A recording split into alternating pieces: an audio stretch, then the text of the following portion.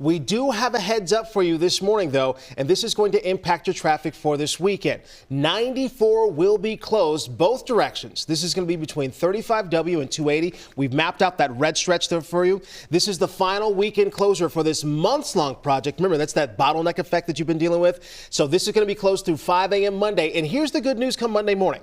All the lanes of 94 will be open because the State Fair opens next week, so they want to open that up. So that's good news. All the lanes will reopen Monday on 94 between 280 and 35W.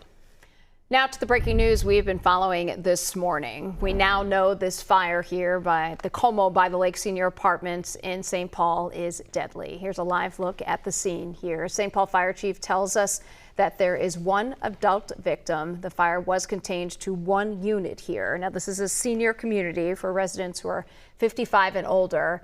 Again, still waiting to hear many more details, but we just heard from the fire chief there. We'll keep you updated just as soon as we learn more.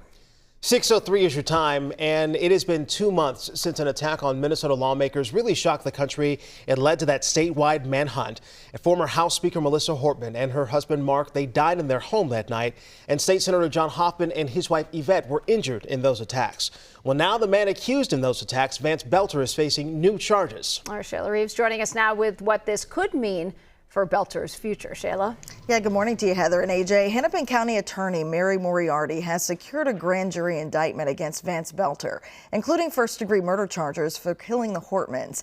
If convicted on just one of those charges, he could spend the rest of his life behind bars without any chance of parole. The announcement came during a press conference Thursday afternoon. Other state charges include impersonating a police officer and the attempted first-degree murder of Senator John Hoffman, his wife, and daughter. State Senator John Hoffman's name appears multiple times in the handwritten notes that would later be found in the fake squad car. The notes include spouse, not a name, but it says spouse, number of children, address, phone numbers, and a star next to his name. In addition to the Hoffmans, Boelter is facing attempted first-degree murder charges linked to State Representative Kristen Bonner. This is the first criminal charge connected to her. We'll talk more about that straight ahead at 6:30. Plus, find out why he's facing felony animal cruelty charges from the state as well. Our Shayla Reeves with that breakdown in studio. Shayla, thank you. Well, one of the most powerful Republicans in Congress says his Minnesota voters are enthusiastic about President Trump's budget bill. House Majority Whip Tom Emmer made the comments as he toured the new Flyer bus manufacturing facility that was in St. Cloud, did that yesterday. Well, the nonpartisan Congressional Budget Office, the CBO, estimates 11 million Americans will lose health insurance over the next decade under the new law. But Congressman Emmer says he doesn't believe it. The big, beautiful bill, it's going to save manufacturing jobs in this country. All we did was continue existing tax policy that's been in place for the last 7 years.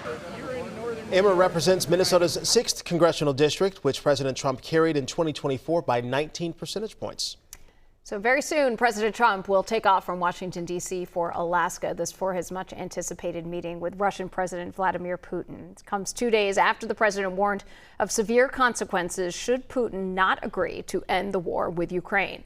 The White House has described today's sit-down as a listening session since Ukraine's President Volodymyr Zelensky will not be there, though President Trump is pushing to include him in future talks.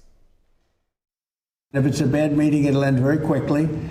And if it's a good meeting, we're going to end up getting peace in the pretty near future.